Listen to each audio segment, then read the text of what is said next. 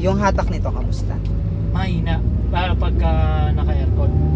Talagang pipigayin mo. Segunda ko. Kasagarin mo. Mm. Bukod sa hard starting siya. Sa tapos hard ganun. starting ako, tapos ganun. Tapos pagka, kunwari nasa traffic ka na, pagka hindi mo pinigaan, tutulungan ng piga, mamamatay. Wala na yung gargal na ano, pagka pumipiga ka ng gas. Di tulad nung dala ko siya kanina.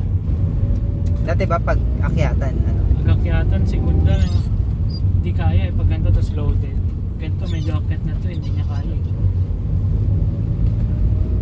Ngayon, naka ano ka? Segunda. Segunda. Kaya na. Kaya na.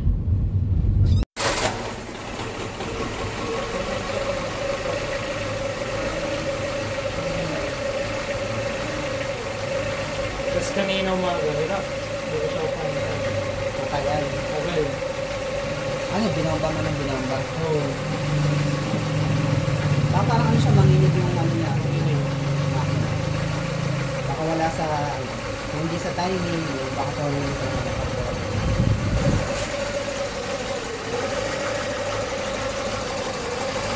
yun, ang layo. Ang layo nung ignition timing niya. Reading niya, andito lang siya, mahina. Oh. Nasa 15, nasa pula. Sobrang baba. Ito, tingnan mo. Ito, mali yung nakalagay na ano, na check valve. Hindi yan yung check valve niya. Ignition timing niya, in-adjust namin kasi sobrang advanced. So ngayon, naka 10 degrees na siya.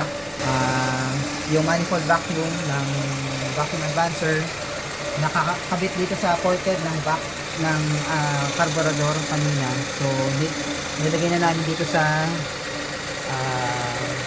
gas filter. So ngayon, gumagana na yung throttle positioner niya kasi ang problema kanina, itong check valve niya, baliktad yung kabit. Hindi tatanong. Yung iba kasi parang spam review. Ayan, so ang ano niya, Para good yung idle niya ngayon, nasa ano na, 800 hanggang 850. Ayan. Tapos ang reading niya kanina, nasa pula. Dito sa 20, ngayon nandito na siya sa normal na siya, mataas na. Saka hindi na siya magalaw, malikot. Steady na siya. Ano? Yung Distributor. okay na.